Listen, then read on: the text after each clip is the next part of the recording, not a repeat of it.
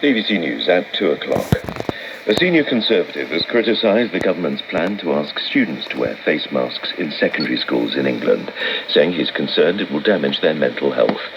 Robert Halfon, who's the chair of the Education Select Committee, also said he wanted to see the evidence behind the policy, which will bring English schools into line with the rest of the UK. Jeff Barton, the General Secretary of the Association of School and College Leaders, says masks should be part of a raft of measures.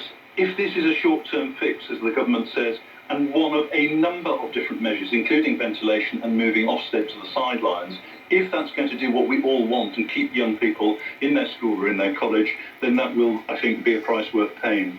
Public sector leaders have been told to prepare for huge swathes of staff absences as the Omicron COVID variant continues to spread. Ministers have been tasked with developing robust contingency plans to deal with a lack of employees working in vital services. The Cabinet Office Minister Steve Barclay has said that it's important to refresh the measures as coronavirus cases soar. Police Scotland say a COVID testing centre in Dumbarton was deliberately set alight just after midnight yesterday. Officers say an item was thrown at a canopy causing a fire, no one was hurt, and testing has not been affected. The President of South Africa, Cyril Ramaphosa, has said a person is being questioned by police after a devastating fire ripped through the nation's parliament in Cape Town. Firefighters are still trying to extinguish the blaze, which has caused the roof of the National Assembly building to fall through. It comes a day after the state funeral of Archbishop Desmond Tutu was held in the city. A South Korean citizen has crossed the heavily fortified border into North Korea in what's believed to be a defection. North Korea has implemented a shoot-on-sight policy during the pandemic, and it's not known if the person is still alive. They managed to avoid South Korean troops for several hours while in the demilitarized zone. BBC News. The Queen of Ambridge Amateur Theatricals, Linda Snell, once again takes charge of the Village Mystery Plays at 3 o'clock.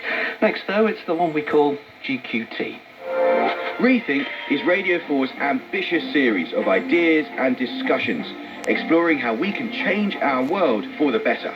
This week, we return to look at one of the global issues of our time, population. This is the century of transition. More spending on health, more spending on pensions, more spending on social care. I'll be talking to economists and demographers from around the world to discover how we can meet the challenges ahead. New York State consumes more energy than the whole of sub-Saharan Africa. It's not about how many people there are, it's about the choices people make. Rethink Population with me, Amal Rajan. This Monday to Friday morning at 9 on Radio 4 and BBC Sounds.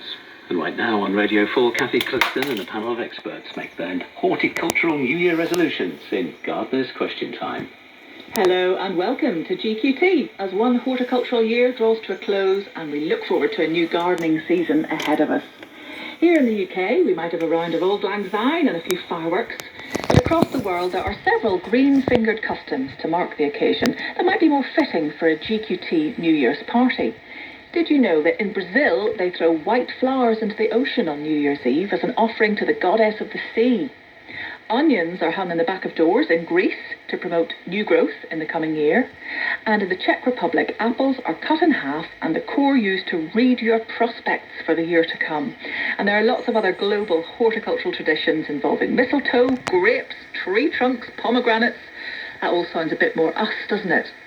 Well, joining me today to get the New Year's party going, share a few resolutions and dangle some onions from their microphones is today's panel. Grow Your Own guru Bob Flardew, intrepid plantswoman Christine Walkden and RHS curator Matthew Pottage.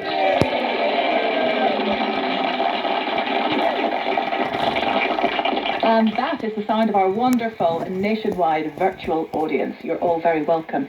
Panel, it's time to share a few resolutions with us.